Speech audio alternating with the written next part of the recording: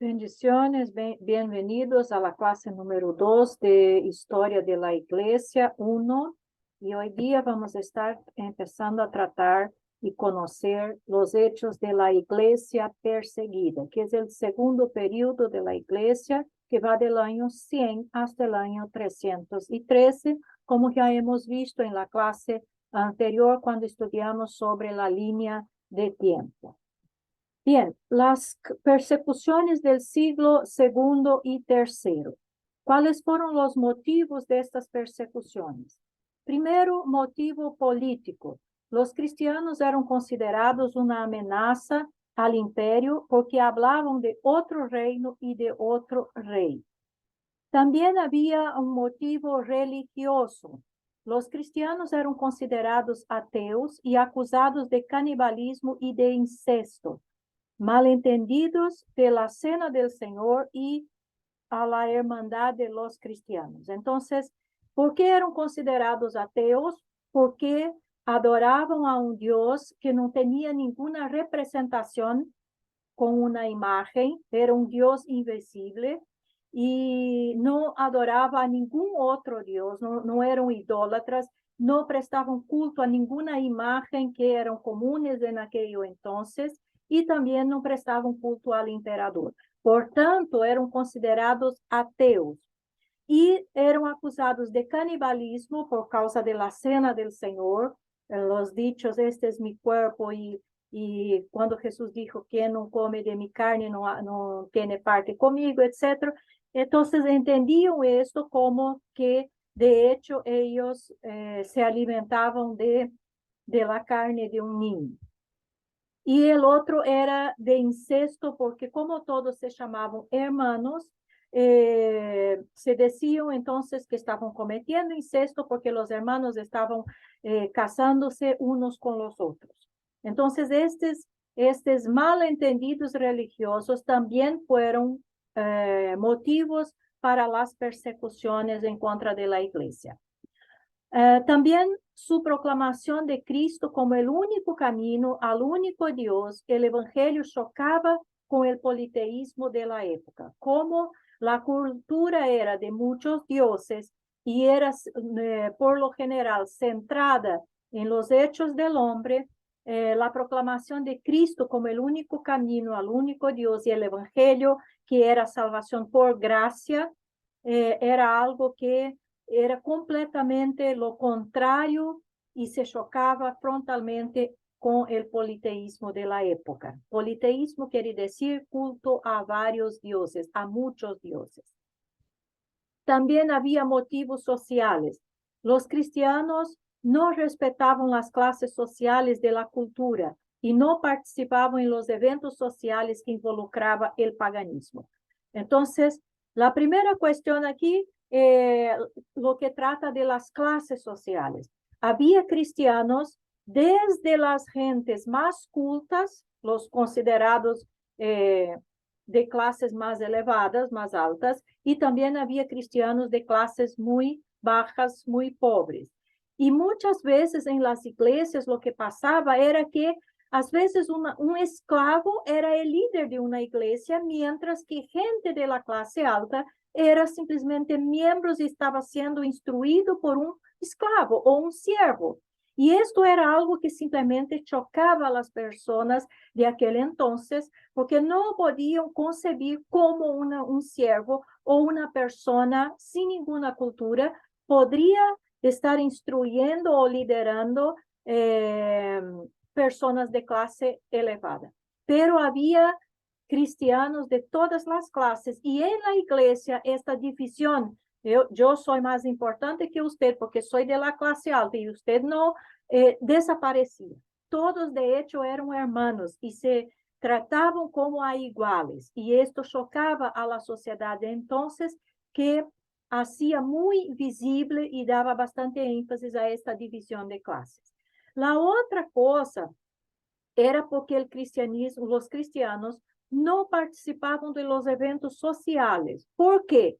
Porque los eventos sociales, por lo general, involucraban el culto a dioses y al emperador, involucraban orgías, muchas veces había los sacerdotes o las sacerdotisas cultuales que se prostituían, practicaban actos sexuales como forma de adoración a los dioses. Había los coliseos, los circos, y en estos lugares, por lo general, se divertían viendo a fieras, animales, a destrozar seres humanos. Entonces, personas que eran condenadas eran ahí echadas a las fieras, a las bestias, para que fueran devoradas vivas. Y la gente se gozaba con ese tipo de cosas, y los cristianos no concordaban con esto, porque la Biblia dice que debemos respetar la vida humana. Y también los cristianos no participaban del ejército, no se inscribían para ser soldados, no aceptaban cualquier participación en el ejército. ¿Y por qué? Por dos motivos. Uno era porque también los soldados y todos que participaban del ejército tenían que participar de cultos al emperador. Esto era una señal de lealtad, de fidelidad al emperador. Entonces los cristianos no participaban del ejército porque no iban a prestar culto al emperador, aunque fuesen más leales incluso que los propios soldados que estaban ahí.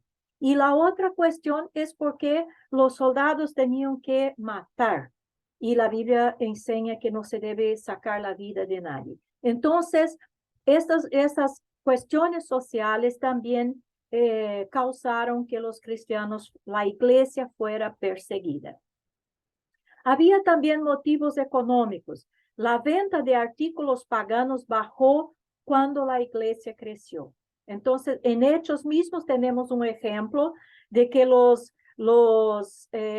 artesanos que hacían estatuas de Diana denunciaron a los cristianos porque ya no vendían más esas estatuas. Incluso el gobernante de una ciudad escribió al emperador cómo debería tratar con los cristianos, escribió exactamente al emperador Domiciano, porque los templos paganos se estaban vaciando, prácticamente no había más gente y no había más culto en los templos paganos, mientras que la iglesia se llenaba de gente. Entonces, la economía que generaba la idolatría, el politeísmo en el imperio, estaba siendo afectada, y por eso también esto ayudó a que se perseguiera a la iglesia. Bajo el gobernador Plinio el Menor de Asia Menor y el emperador Trajano, los cristianos no eran buscados, pero sí procesados cuando eran denunciados. Exactamente este Plinio fue quien escribió al emperador para saber cómo debería tratar a los cristianos, porque en verdad él no encontraba ningún crimen que justificase la condenación, la persecución. Por otro lado, él tenía que reconocer, como ya mencionamos, cómo la iglesia y los cristianos estaban afectando al lugar a donde él estaba por causa de su fe. Entonces, la orientación que el emperador dio a Trajano y a todos del imperio era que no se debería buscar específicamente o hacer una caza a los cristianos, como Pablo hizo antes de se convertir, pero cuando alguien hacía una denuncia, ahí sí tenían que tomar esto y hacer alguna cosa, porque de lo contrario, los tribunales se quedarían desprestigiados y sin credibilidad. Entonces, cuando eran denunciados, y por lo general no eran condenados por causa de su fe, porque como Plinio mismo dijo, era imposible convencer a un cristiano verdadero que negara su fe. Palabras de una persona que no era creyente, era un gobernador de una región de Asia Menor. Entonces, era imposible convertir a un cristiano verdadero a que negara su fe. y no había motivos que justificasen una condenación, una tortura o cualquier cosa de este tipo. Entonces, lo que se proponía a los cristianos cuando eran acusados y cuando eran llevados delante de los tribunales, que ellos deberían negar su fe. Era la primera cosa. Y deberían, la segunda cosa, prestar culto al emperador. Si hacían estas dos cosas, entonces eran perdonados, liberados y no había más ningún problema. Pero los cristianos se negaban a negar a su fe y se negaban completamente a prestar adoración al emperador. Y por tanto, eran condenados en esos tribunales, no por el hecho de que eran cristianos, pero sí por el hecho de no prestar lealtad al emperador, ¿cierto? Entonces, esa era la excusa, la justificativa que en verdad los tribunales encontraron, el imperio encontró para poder entonces practicar todos los actos de violencia y persecución en contra de los cristianos y de la iglesia. Alarmado por el crecimiento de los cristianos en su provincia, Plinio pidió consejo a Trajano, quien aprobó esta práctica que fue imitada en otras provincias. O sea, solamente cuando había una denuncia, entonces sí se arrestaban a los cristianos. Les daban a los cristianos 3 oportunidades de arrepentirse, invocando a los dioses, ofreciendo un sacrificio al emperador y maldeciendo a Cristo. Plinio entonces observó, es imposible obligar a los verdaderos cristianos a hacer estas cosas. No encontraba nada fuera de lugar o ilegal en su comportamiento, salvo ser obstinados en seguir creyendo su superstición perversa y extravagante, como ellos nombraban la fe de los cristianos. Asimismo, Adriano, que fue otro emperador, continuó una persecución moderada. Bajo Antonino Pío, en el año 139 hasta 161, había mucha persecución local, mas no en todo el imperio. Así como hablamos en la clase anterior, las persecuciones no fueron todos los días, durante todo el año, durante todo el periodo de este llamado iglesia perseguida. Había persecuciones temporarias, por ejemplo, 3 años, 5 años, 10 años, 30 años, y después había un tiempo de paz, de tranquilidad, y había también persecuciones. La persecución no era en todos los lugares al mismo tiempo. A veces la persecución estaba pasando en una parte, después se ablandaba ahí, empezaba en otra parte, y así iba sucediendo la persecución. Bajo Marco Aurelio, en el año 161 hasta 180, los cristianos fueron perseguidos en Roma, Francia y África en forma constante. Obviamente hubo emperadores que fueron mucho más crueles y rígidos en cuanto a la persecución, que de hecho buscaban a cualquier cristiano y buscaban a cualquiera que fuera de la iglesia para de esta forma martirizarlos y matarlos. Pero hubo otros, como ya hemos visto también, que eran más blandos cuanto a la persecución y hacían solamente las cosas cuando alguien había denuncias o cuando alguna cosa afectaba mucho algún aspecto de la vida del imperio. Él fue un filósofo estoico que tenía prejuicios contra los cristianos. Estableció un sistema de espías para acumular evidencias en contra de los cristianos. Los persiguió porque los culpaba de los muchos desastres que acontecían en el imperio romano durante su reinado. Entonces decían que las catástrofes que estaban sucediendo eran exactamente porque la gente estaba dejando de adorar a los dioses y prestar sacrificios a estos dioses. Entonces la iglesia era la responsable por todas las catástrofes que estaban sucediendo en el imperio. Sétimo Severo perseguía a la iglesia, especialmente en África, de una manera feroz en el año 202 hasta 211, para detener el proselitismo. Decio inició otra persecución relativamente breve en el año 249 hasta 251. Estaban acercándose al 10º aniversario de la ciudad de Roma y tenían muchos problemas. Recordaban los buenos días del pasado y echaban la culpa por los problemas actuales a los cristianos, quienes habían abandonado los dioses greco-romanos. Valeriano, del año 253 hasta 260, abandonó la persecución, pero después la retomó para detener los desastres que acontecían en el imperio. Las persecuciones del siglo IV, ahí estamos hablando a partir del año 300. Diocleciano, del año 303 hasta 305. Diocleciano hizo 4 edictos mandando que se destruyera toda propiedad eclesiástica, se recogiera toda literatura cristiana, se despidieron todos los oficiales del gobierno que eran cristianos, que los líderes eclesiásticos fueron apresados y que los cristianos perdieron su ciudadanía y que todo el mundo ofreciera sacrificios a los dioses. El objetivo de Diocleciano era exactamente restablecer completamente y totalmente el culto idólatra, el politeísmo en el Imperio Romano. Hizo todo esto a pesar de que su esposa y su hija eran cristianas. Entonces, ellas también estaban bajo este juicio y esta persecución de su padre y esposo aquí. Los cristianos respondieron de distintas formas. Primero, algunos obviamente negaron a Cristo porque en verdad no eran convertidos de verdad.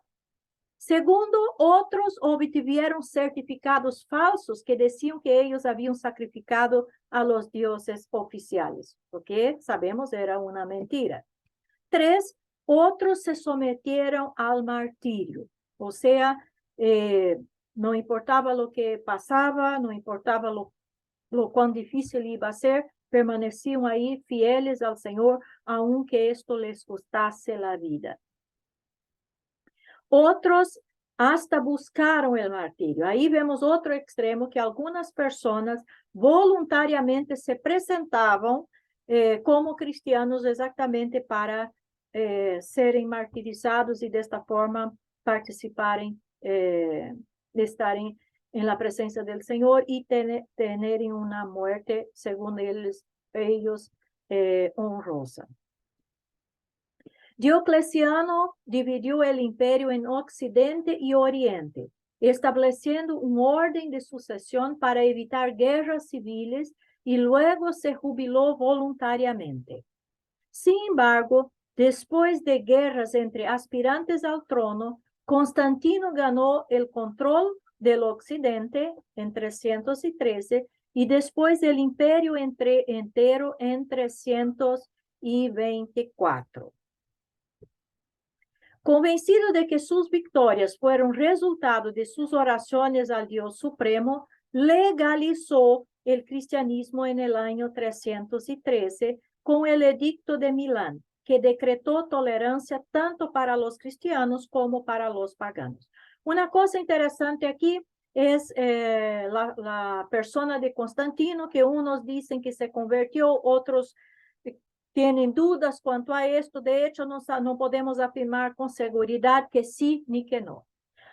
Lo que pasó, según la historia, es que exactamente habían 4 aspirantes al trono después que Diocleciano se jubiló. Y estos 4 aspirantes al trono estaban luchando entre sí para ver quién de ellos iba a ocupar el trono de Roma.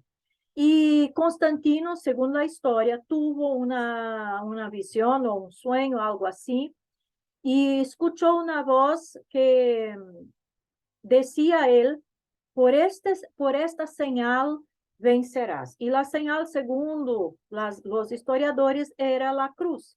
Entonces Constantino ordenó que en todos los escudos de los soldados suyos se pusieron una cruz. Y de hecho, Constantino venció la batalla en contra de los otros 3 aspirantes al trono y se tornó entonces el emperador. Y por esto entonces, en 313, Constantino, observen la palabra, entre comillas, legalizó el cristianismo. Él no tornó el cristianismo la religión oficial del imperio y hago énfasis en esto porque se oye mucha gente diciendo que Constantino oficializó el cristianismo. Constantino no oficializó el cristianismo. Constantino dio tolerancia religiosa, concedió libertad religiosa para los cristianos y también para los paganos.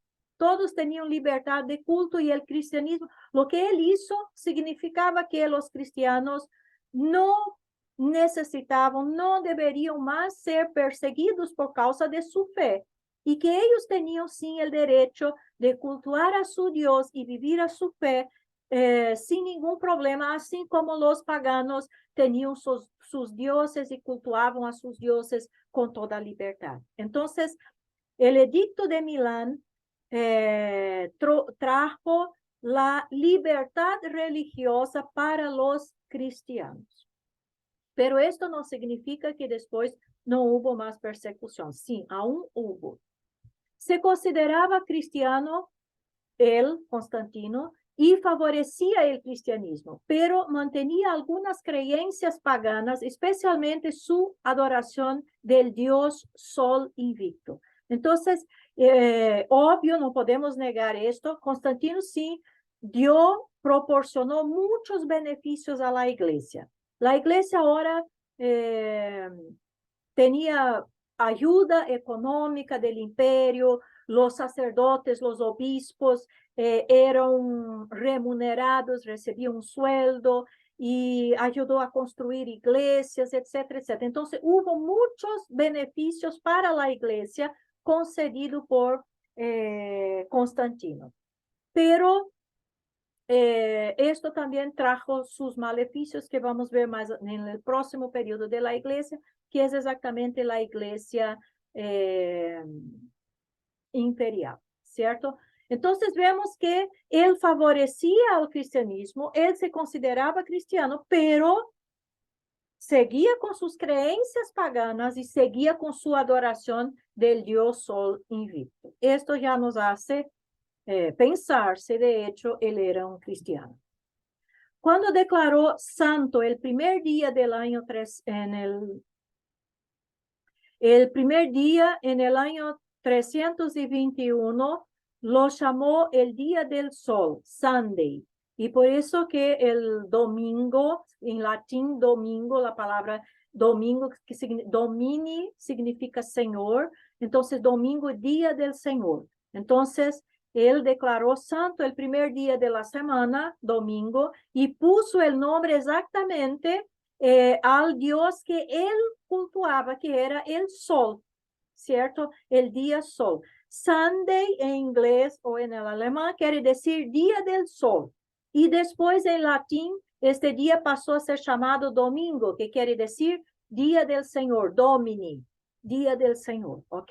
Pero inicialmente Sunday, y el nombre que aún es utilizado en los idiomas, por lo menos inglés y alemán, quiere decir exactamente día del sol, día del sol.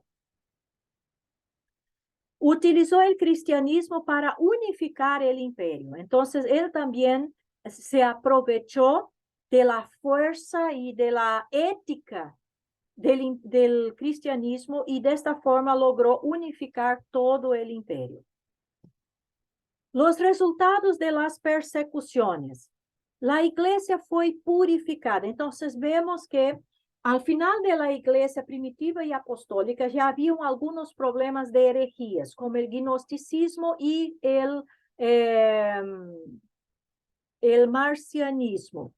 Y exactamente este periodo de la iglesia perseguida y las persecuciones tuvieron un efecto muy positivo en la iglesia porque ayudó que la iglesia fuera purificada, porque se quedaban al fin y al cabo en la iglesia los que de hecho eran convertidos, porque los que no eran negaban la fe porque no soportaban la persecución.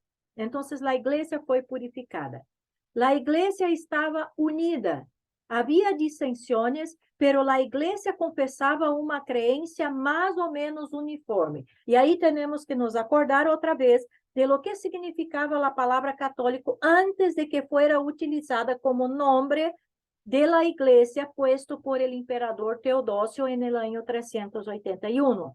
¿Qué significaba? La iglesia universal, porque iglesia no tenía nombres, era simplemente iglesia. Entonces, toda la iglesia en todas las partes del mundo y también significaba toda la fe, toda la creencia, las doctrinas bíblicas que la iglesia defendía, todo lo que la iglesia creía, ¿cierto? Entonces, las persecuciones produjeron este efecto en la iglesia, una iglesia unida y una iglesia que tenía una creencia firme, porque por consecuencia de esto surgieron los credos de los apóstoles que conocemos muy bien, que era un resumen de lo que la iglesia creía. Muchos cristianos tuvieron que huir a otras tierras donde predicaron el evangelio. La iglesia creció hasta incluir por lo menos 10% de los habitantes del imperio. Entonces, el otro beneficio de la persecución fue que esparció los cristianos, muchos huían de los lugares a donde estaban viviendo y que había persecución, y iban para otros lugares donde no había persecución, y ahí predicaban el evangelio. Y de esta forma, el evangelio, el mensaje del evangelio llegó a todo el imperio romano, más allá de los límites del imperio romano. Mucha gente se convirtió a punto de considerarse que 10% de la población del imperio era cristiana. Es un dato muy elevado. Los apologistas produjeron defensas razonadas del cristianismo. Entonces, surgen los padres de la iglesia que estructuraron, podemos decir así, organizaron, establecieron las doctrinas básicas bíblicas, y hubo los apologistas. ¿Quién eran los apologistas? Eran hombres, podemos decir, abogados, que trataron de defender la fe cristiana delante de las amenazas de herejías y de los errores e engaños que la gente en general, incluso la cultura más elevada, tenía del cristianismo. Los engaños, las creencias falsas. Entonces, los apologistas trabajaban como defensores de la fe. La palabra apologista significa eso, defensor de la fe. Algunos negaron a Cristo y después buscaron ser restaurados a la iglesia. Su readmisión produjo mucha controversia en la iglesia también. Muchos de los que negaron la fe después se arrepintieron y trataron de volver a la iglesia. Y esta restauración de muchos que habían negado la fe trajo controversias en la iglesia, porque había algunos que consideraban que esto era imposible y que no se debería admitir otra vez una persona que ya había negado la fe una vez. Y otros decían que no, que si la persona de hecho estaba arrepentida, debería sí ser readmitida en la iglesia. Vamos a ver entonces ahora algunos de los padres de la iglesia. Los padres de la iglesia entonces se dividen en 4 categorías. Los padres apostólicos o posapostólicos, que van del año 95 hasta el año 150, el siglo II. O sea, aquellos que fueron contemporáneos de los apóstoles o fueron discípulos de los apóstoles seguido de la muerte de los apóstoles. Luego, después que los apóstoles murieron, ¿cierto? Entonces, ese fue un grupo llamado padres apostólicos o posapostólicos. El otro grupo, como ya mencionamos anteriormente, eran los apologistas, que surgen más o menos en el año 140 y van hasta el año 200 después de Cristo. Los padres, también conocidos como padres antenicenos, que son del siglo II y III. Los polemicistas del año 180 a 225, y que son conocidos como padres, también los padres nicenos del siglo IV. Entonces, si observamos aquí, vamos a ver que los padres de la iglesia no están cerrados simplemente en un periodo de la iglesia. Vamos a ver que surgieron en la iglesia primitiva, se desarrollaron mucho en este periodo de la iglesia perseguida, pero en el periodo de la iglesia imperial también aún estuvieron ahí presentes y tuvieron un papel muy importante en este entonces, exactamente porque es cuando empieza el declinio de la iglesia. Y el otro grupo, los teólogos científicos. Estos observen que ya va más allá, ya llega al periodo de la iglesia medieval, va del año 225 hasta 460, cerca de la iglesia imperial, que son los padres posnicenos, que van del siglo V hasta el siglo VI, ¿ok? Entonces, los padres antenicenos quiere decir antes del concilio de Nicea. Y los padres posnicenos son aquellos que estuvieron después del concilio de Nicea, ¿ok? Los padres apostólicos.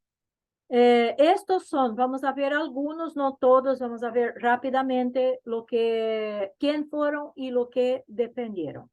Clemente de Roma fue el obispo de Roma al final del primer siglo, ¿ok? Entonces, él estuvo ahí. Obispo aquí, tenemos que entender también que la palabra obispo aquí en este entonces no tiene el sentido de papa como se entiende hoy día, ¿ok?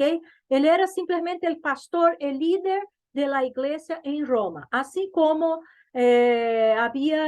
Juan fue el obispo de la iglesia de Éfeso y Santiago fue el obispo de la iglesia de Jerusalén y así sucesivamente, ¿ok? Era simplemente el pastor de la iglesia, de una iglesia local ahí. En las historias de la Iglesia Católica Romana se llama Clemente I y se considera el cuarto papa, pero él no era papa, vamos a ver más adelante que el papado mismo empieza en la Edad Media. Como él es más antiguo, es el más antiguo escrito cristiano fuera del Nuevo Testamento, nos revela cómo era la iglesia inmediatamente después de los apóstoles. Escribió una carta, primera de Clemente, desde la iglesia en Roma para la iglesia en Corinto, que sufría de divisiones. Trata a las iglesias en Roma y en Corinto como iguales, o sea, ninguna era más importante que la otra. Con respecto a la organización de la iglesia, menciona a los ancianos o los obispos y los diáconos, y dicen que fueron apuntados por los apóstoles y por otros hombres eminentes y aprobados por toda la iglesia. Entonces, ¿quién eran los oficiales de la iglesia? Vemos exactamente de la forma como está en la Biblia. Los ancianos o obispos, que eran los pastores, y los diáconos. Y observen que estes obispos o diáconos eran apuntados por algunas personas, por hombres eminentes, pero habían que ser aprobados por la iglesia. Con respecto a la justificación, escribió: nosotros también, llamados por su voluntad en Cristo Jesús, no somos justificados por nosotros mismos, ni por nuestra sabiduría, ni por nuestro entendimiento, ni por nuestra piedad, ni por nuestras obras que hemos hecho por la santidad del corazón, sino por la fe por medio de la cual Dios ha justificado a todos desde el principio. A Él sea la gloria para siempre. Amén. Entonces vemos que la creencia de cuanto a la salvación y la justificación de Clemente está de acuerdo con lo que está en la Biblia.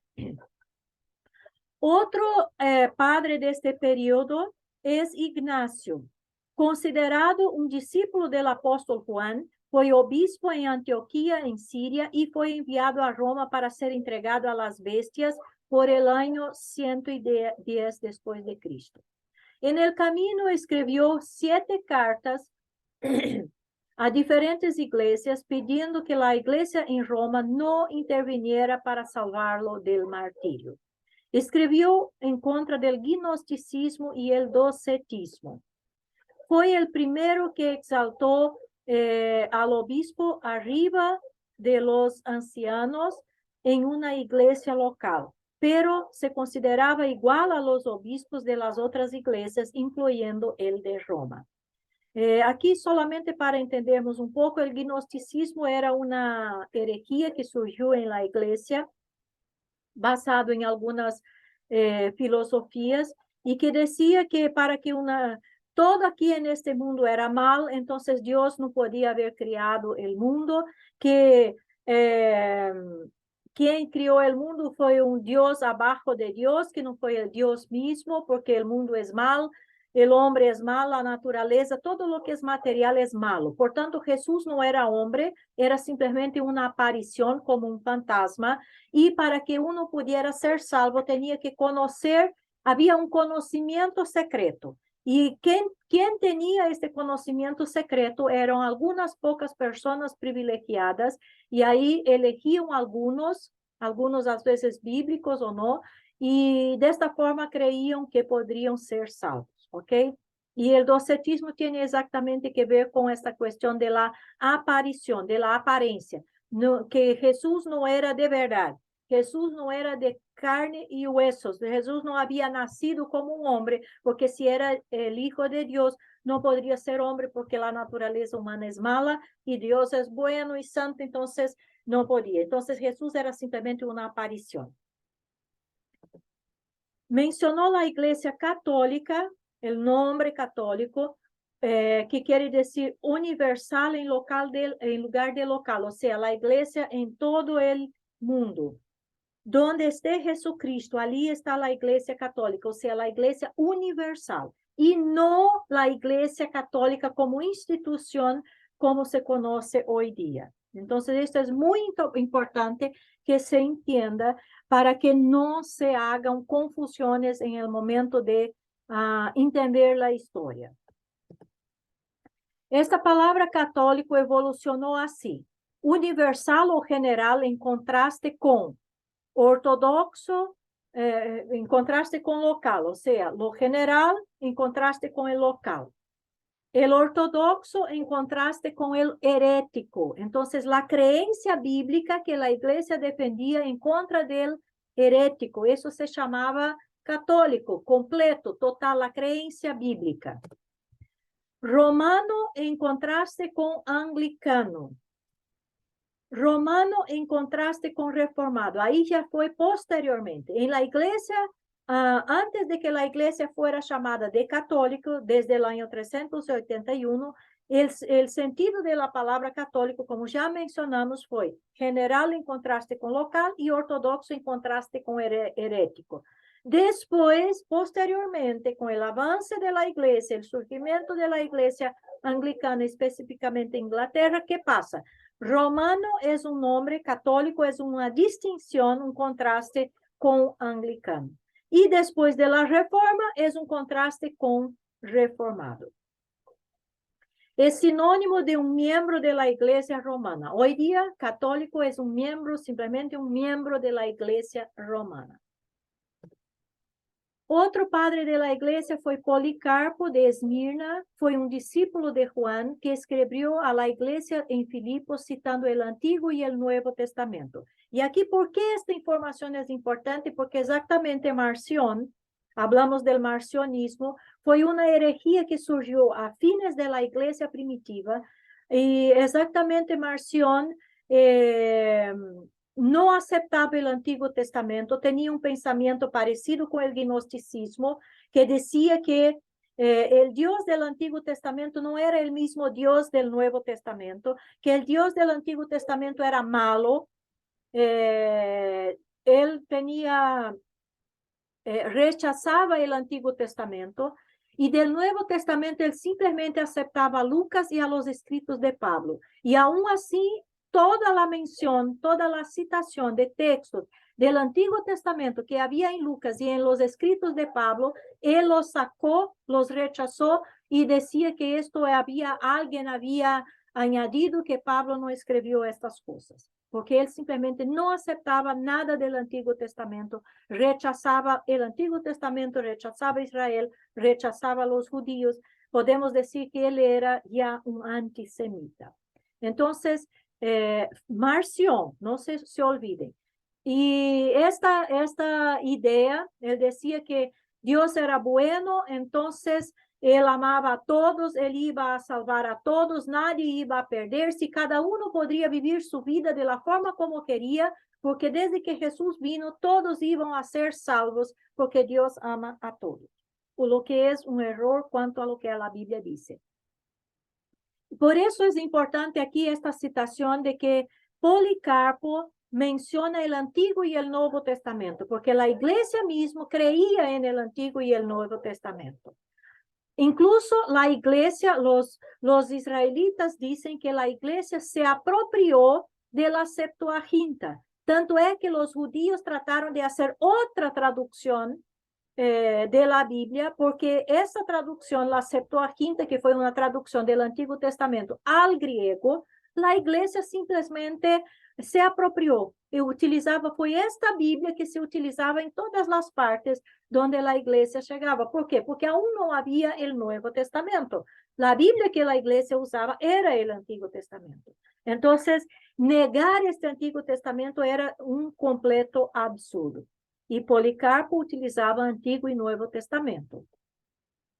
Lo mataron en 155 después de Cristo, a los 86 años, habiendo sido entregado por una multitud. Según el relato, en su martirio, cuando instado a negar a Cristo, respondió: 86 años he servido a Cristo y nunca me ha hecho mal. ¿Cómo podría negar a mi Señor que me salvó? Cuando amenazado con bestias, respondió: traédmelas. Entonces, él simplemente no negó a Cristo de forma alguna. Cuando amenazado con el fuego, le advirtió al juez del fuego eterno. Fue condenado y quemado vivo. Veamos ahora un poco de algunos de los apologistas. Los cristianos tuvieron que apagar los rumores populares acerca de su comportamiento, pero las críticas de los cultos requirieron otro tipo de respuesta, porque decían que los cristianos eran ignorantes, no sabían de nada. Entonces los apologistas eran exactamente gente culta, que habían estudiado, que tenían conocimientos incluso de las filosofías griegas, que era lo que prevalecía en verdad en el Imperio Romano, y por tanto ellos tenían la posibilidad de traer respuestas cuanto a las acusaciones de ignorantes que los cristianos enfrentaban también. La gente romana culta consideraba a los cristianos de clases bajas, incultos, ignorantes, demasiado crédulos, supersticiosos y enemigos de la cultura. Los apologistas respondieron a estas críticas, algunos usando la filosofía y otros rechazándola. Estas dos formas de ver la filosofía existen hasta la fecha entre los cristianos. Hay algunos que ven en la filosofía cosas que se pueden aprovechar para la defensa de la fe y para mostrar que en verdad no hay contradicciones, vamos a decir así, en muchos aspectos. Y por otro lado, hay algunos que rechazan completamente la filosofía como si fuera una cosa muy mala.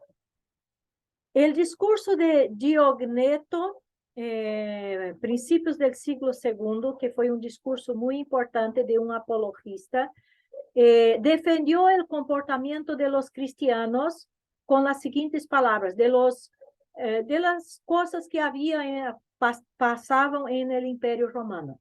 Se casan como todos y engendran hijos, pero no abandonan a los nacidos, porque los paganos, cuando no querían un hijo, los abandonaban en cualquier parte para que muriera en la intemperie. Y él entonces muestra que los cristianos no hacían este tipo de cosas, aunque eran acusados de tantas injusticias. Ponen mesa común, pero no lecho. O sea, eran acusados de incesto. Entonces,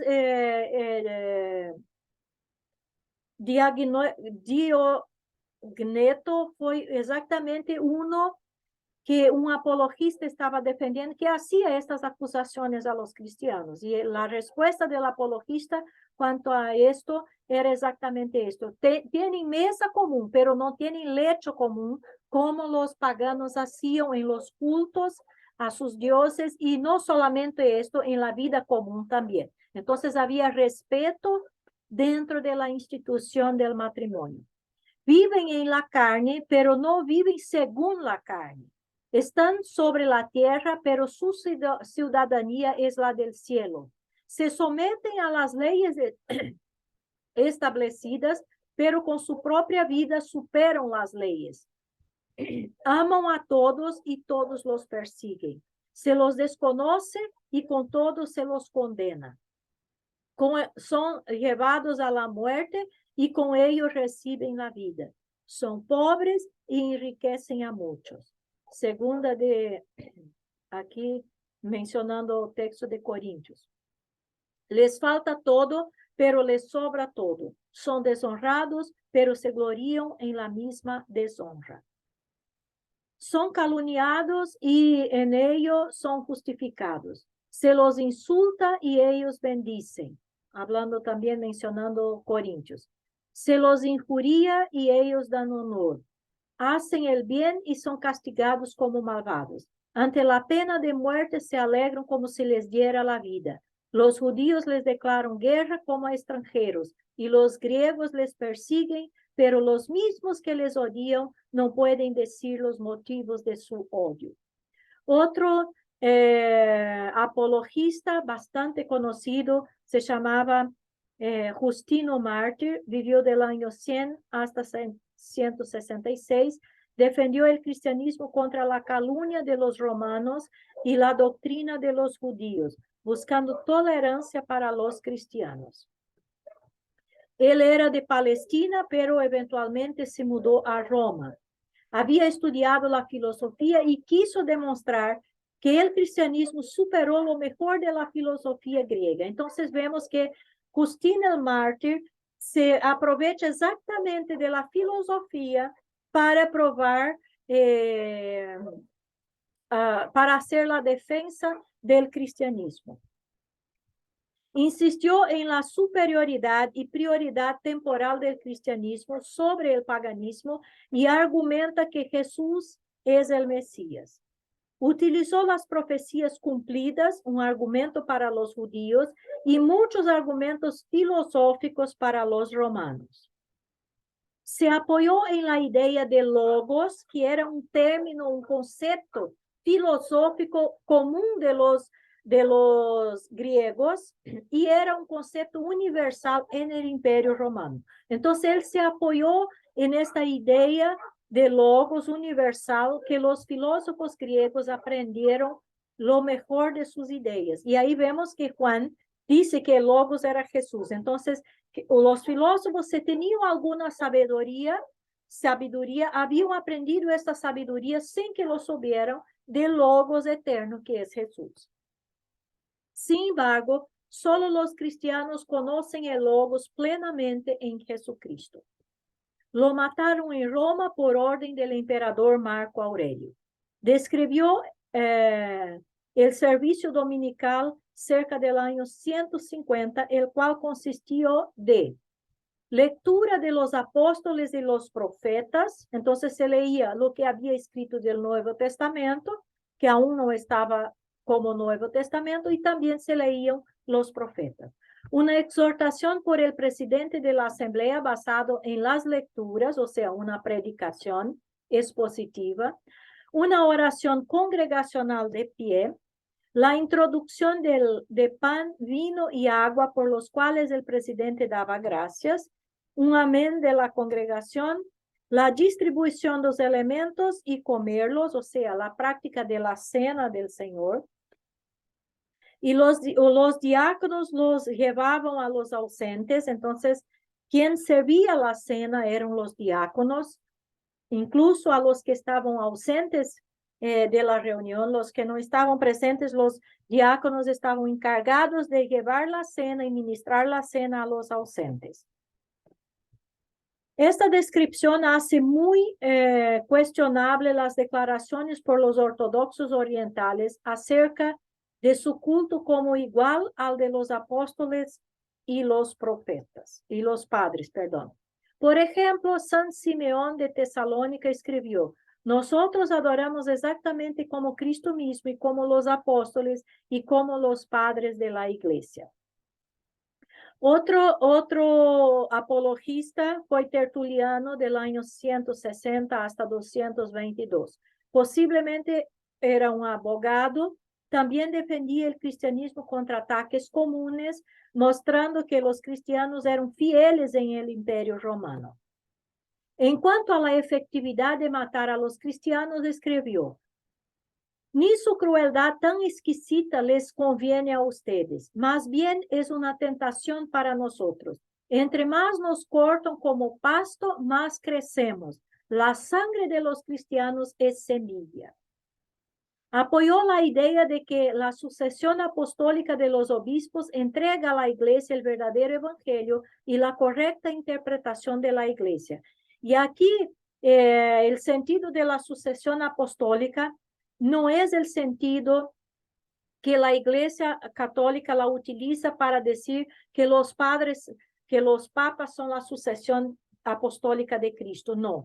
El sentido aquí tiene que ver con la doctrina bíblica, que los obispos de las distintas iglesias que habían deberían traer esa sucesión apostólica, no como siendo discípulos directos de los apóstoles, pero sí trayendo la doctrina, la enseñanza que los apóstoles habían dejado a la iglesia y que era seguida y enseñada más adelante por los obispos. En ese sentido estaba la sucesión apostólica de las enseñanzas correctas del evangelio y la interpretación bíblica, y no en términos de autoridad o de función como es utilizado por la Iglesia Católica. La Iglesia Romana sigue utilizando este argumento contra todos los que difieren de ella y está equivocada. ¿Por qué? Porque el sentido de la sucesión apostólica que fue defendida aquí por Tertuliano era otro, como ya mencionamos. Su postura hacia la filosofía era negativa. Entonces, mientras Justino Mártir se utilizaba de la filosofía para la defensa de la fe, Tertuliano no le gustaba la filosofía.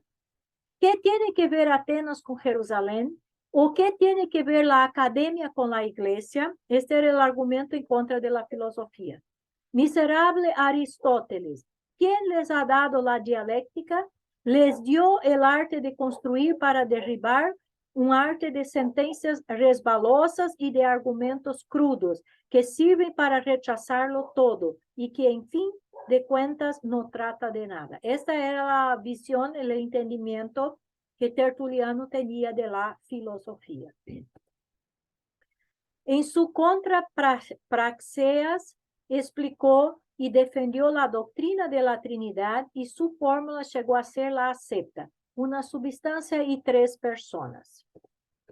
Además, formuló la doctrina de las dos naturalezas de Cristo en una sola persona. En verdad, no la formuló, la explicó, ¿ok? Que Jesús tiene la naturaleza humana y divina, que Él es 100% Dios y 100% hombre, lo que se llama de unión hipostática. En el año 206-207, disgustado con la mundanalidad de la iglesia, se unió con los montanistas. Y ahí vemos que en ese entonces, observen, año 206-207, la iglesia ya estaba enfrentando problemas de mundanalidad. Irónicamente, el que contribuyó tanto a la formación de la iglesia romana la dejó. Escribió su Contrapraxias durante su periodo montanista. Montanista es porque hubo un hombre que se llamaba Montano, crió un grupo y Tertuliano, entonces, por fin, acabó uniéndose a este grupo. Su salida nos da la idea de que no concebía de su sucesión apostólica autoritativa, aparte del mandamiento de la doctrina apostólica, lo cual sería la postura protestante mucho después. Entonces vemos aquí que lo que causó, lo que hizo con que Tertuliano entonces abandonase la iglesia y se unisse a los montanistas fue exactamente porque no concordaba con la sucesión apostólica autoritativa. Y sí por el mantenimiento de la doctrina apostólica, que es exactamente lo que los protestantes defendieron futuramente, ¿ok? Y aquí finalizamos esta clase de hoy. Nos vemos en la próxima clase. Bendiciones a todos.